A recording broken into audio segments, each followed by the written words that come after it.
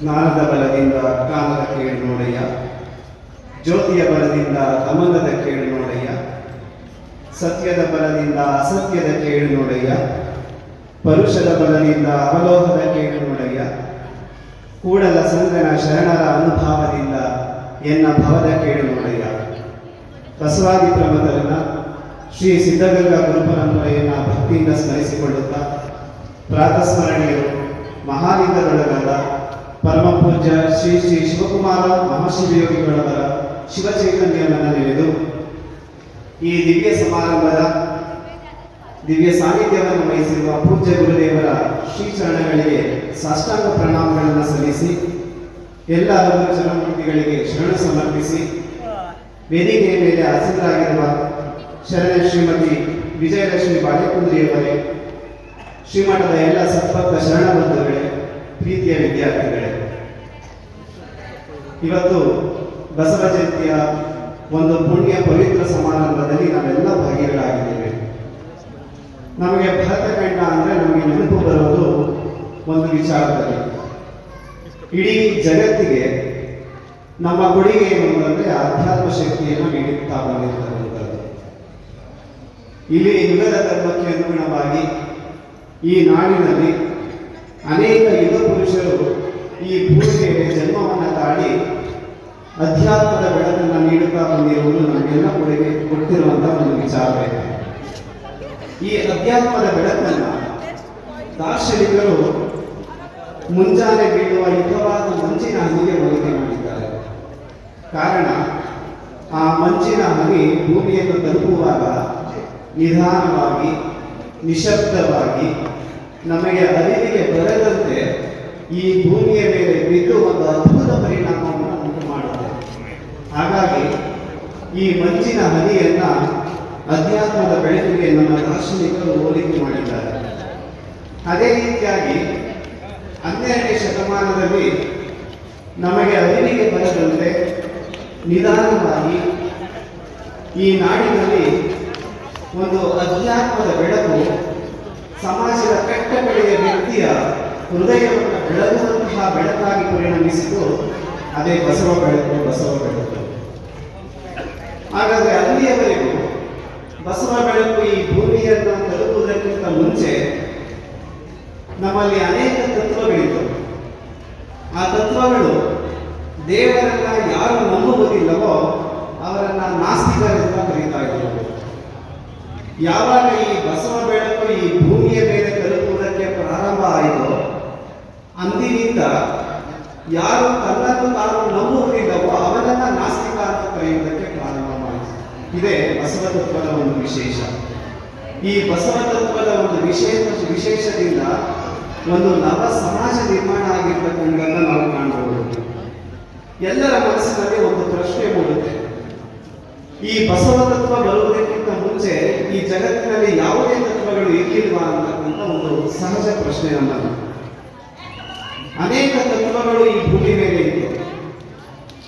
ತತ್ವಗಳು ನಮಗೆ ಹೊಸದನ್ನೇನು ನೀಡುವುದಿಲ್ಲ, ಆದರೆ ಎಲ್ಲ ತತ್ವಗಳ ಆಶಯ ಒಂದೇ ಆಗಿದೆ. ಇಲ್ಲಿ ಬಸವ ತತ್ವ ಅದರ ವಿಶೇಷತೆಯನ್ನು ನಾವು ಗಮನಿಸುವುದಾದರೆ ನಮ್ಮ ಜೀವನದ ಅಡೆತಡೆಗಳನ್ನು ನಿವಾರಿಸಿ ಆತ್ಮವನ್ನು ದರ್ಶಿಸುವಂತೆ ಅವುಗಳನ್ನು ತೋರುವಂತಹ ಮಾರ್ಗ ಇದೆಯಲ್ಲ, ಆ ಸುಲಭ ಮಾರ್ಗವನ್ನು ನಾವು ಕಂಡುಕೊಂಡಿದ್ದು ಈ ಬಸವ ಮಾರ್ಗದಿಂದ.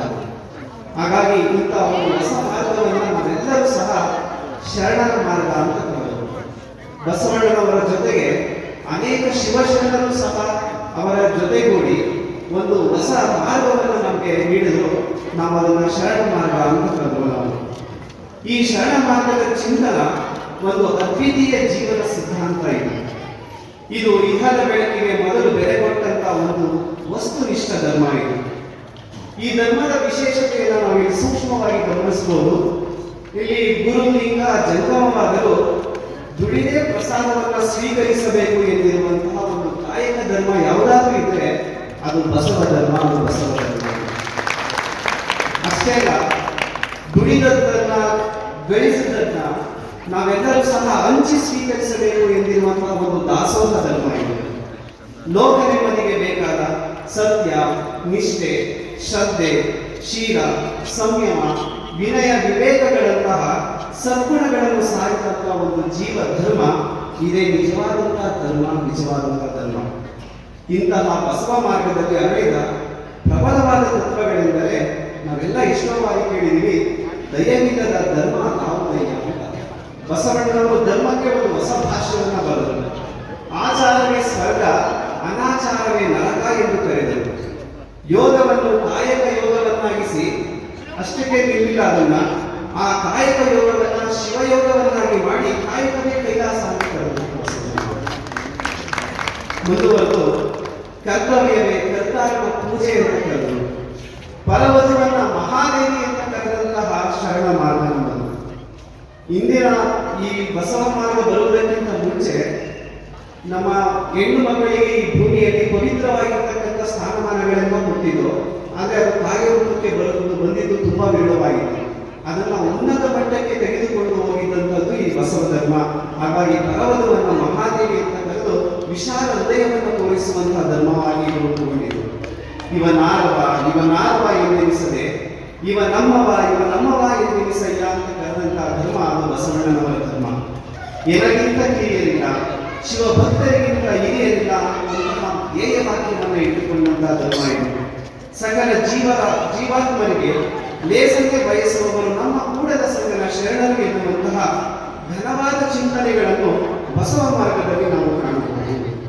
ಪಾಶ್ಚಿಮಾತ್ಯದ ಒಬ್ಬ ವಿಮರ್ಶಕರು ಪ್ರಸ್ತುತ ಸಮಾಜದ ಸ್ಥಿತಿಯನ್ನು ಅರಿತು ತಮ್ಮದೇ ಆಗಿರ್ತಕ್ಕಂಥ ಒಂದು ಮಾತನ್ನು ಹೇಳ್ತಾ ಇದ್ದಾರೆ.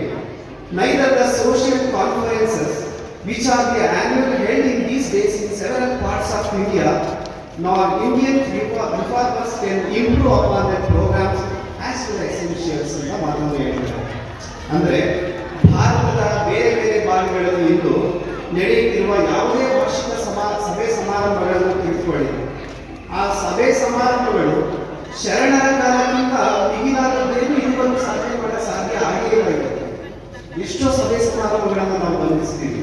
ಯಾಕಂದ್ರೆ ಅಷ್ಟರ ಮಟ್ಟಿಗೆ ಒಂದು ಮಹತ್ತರವಾಗಿರುವಂತಹ ಬದಲಾವಣೆಯನ್ನ ನಾವು ಬಸವಣ್ಣನಲ್ಲಿ ನಾವೆಲ್ಲ ಕಂಡಿದ್ದೀವಿ.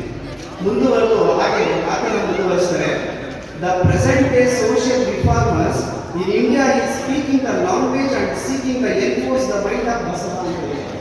ಎಷ್ಟು ಅದ್ಭುತವಾಗಿರುವಂತಹ ಮಾತು. ಅಂದ್ರೆ ಭಾರತದಲ್ಲಿ ಇಂದಿನ ಸಮಾಜ ಸುಧಾರಕರು ಮಾತನಾಡುವುದು ಬಸವಣ್ಣನ ಭಾಷೆಯನ್ನೇ. ಅವತ್ತು ಏನು ಅವರು ಹಾಕಿಕೊಂಡಂತಹ ಭಾಷೆ ಇದೆಯಲ್ಲ, ಆ ಭಾಷೆಯನ್ನ ಬಿಟ್ಟು ಹೊರತಾಗಿ ಏನು ಮಾತನಾಡುವುದಕ್ಕೆ ಸಾಧ್ಯ ಇಲ್ಲ ಅಂತಕ್ಕಂಥ ಮಾತನ್ನೇ ಹೇಳಿದ್ದಾರೆ. ಇಂದಿಗೂ ಬಸವಣ್ಣನವರ ವಿಚಾರಧಾರೆಗಳನ್ನ ಕೃತಿಗಿಡಿಸಲು ಪ್ರಯತ್ನಿಸುತ್ತಿರುವುದನ್ನು ನಾವು ಇವತ್ತು ಕಾಣ್ತಾ ಇದ್ದೀವಿ. ಇದಕ್ಕೆ ಪೂರಕವಂತೆ ನಾವು ಬಸವಣ್ಣನವರ ವಚನಗಳನ್ನು ಗಮನಿಸಿದಾಗ ಯಾರು ನಿಜವಾದ ಬಸವಣ್ಣ, ಎಷ್ಟು ಅರ್ಥವಾಗಿರುವಂತಹ ಮಾತುಗಳನ್ನು ಹೇಳ್ತಾ ನೋಡಿ. ಶ್ರೇಷ್ಠ ಕವಿ ಪ್ರತಿಭೆಯನ್ನು ಆತನಲ್ಲಿ ನಾವು ಗುರುತಿಸಬಹುದು. ಶುದ್ಧ ವಿಜ್ಞಾನಿಯ ಮನೋಧರ್ಮವನ್ನು ನಾವು ಕಾಣಬಹುದು. ಸಮಾಜ ಸುಧಾರಕನ ಅಂತಃಕರಣ ಆತನಲ್ಲಿ ಇದೆ. ದಿವ್ಯ ಜ್ಞಾನಿಯ ಭವಿಷ್ಯ ಪ್ರಜ್ಞೆಯನ್ನು ನಾವು ಕಾಣಬಹುದು. ಬುದ್ಧನ ಲೋಕ ಕಾರುಣ್ಯವನ್ನ ಬಸವಣ್ಣನಲ್ಲಿ ನಾವು ಕಾಣಬಹುದು. ಕ್ರಿಸ್ತನ ಮಾನವ ಪ್ರೇಮವನ್ನು ನಾವು ಕಾಣಬಹುದು. ಮಾರ್ಕ್ಸ್ನ ಕ್ರಾಂತಿಕಾರಿ ಚಿಂತನೆಯನ್ನ ಬಸವಣ್ಣನವರಲ್ಲಿ ನಾವು ಕಾಣಬಹುದು. ಗಾಂಧೀಜಿಯವರ ಸತ್ಯ ಶೋಧನೆ, ಇವೆಲ್ಲ ಅಂಶಗಳನ್ನ ಒಬ್ಬ ವ್ಯಕ್ತಿಯಲ್ಲಿ ಪ್ರತಿಧ್ವನಿಸುವುದನ್ನ ನಾವೆಲ್ಲ ಗುರುತಿಸಬಹುದು. ನೋಡಿ, ಒಂದು ಮಾತಿದೆ, ಜೀವನ ಮೌಲ್ಯಗಳನ್ನು ವೈಯಕ್ತಿಕವಾಗಿ ಅಳವಡಿಸಿಕೊಂಡು ಬದುಕುವವರು, ಅದನ್ನು ಸಾಹಿತ್ಯಿಕವಾಗಿ ಬರೆಯುವವರು, ಬರೆದನ್ನು ಸಾಮಾಜಿಕವಾಗಿ ಕಾರ್ಯಗತಗೊಳಿಸುವವರು ಈ ಜಗತ್ತಿನಲ್ಲಿ ತುಂಬಾ ವಿರಳ. ಆ ಥರ ಏನಾದರೂ ಈ ಮೂರು ಅಂಶಗಳು ಒಳಗೊಂಡಿದೆ ಅಂದರೆ ಅದು ಬಸವಣ್ಣ ಅಂತಕ್ಕಂಥ ಮಾತನ್ನು ನಾವು ಯಾರೂ ಮರಿಬಾರದು ಅಂತಕ್ಕಂಥ ಸಂದರ್ಭದಲ್ಲಿ.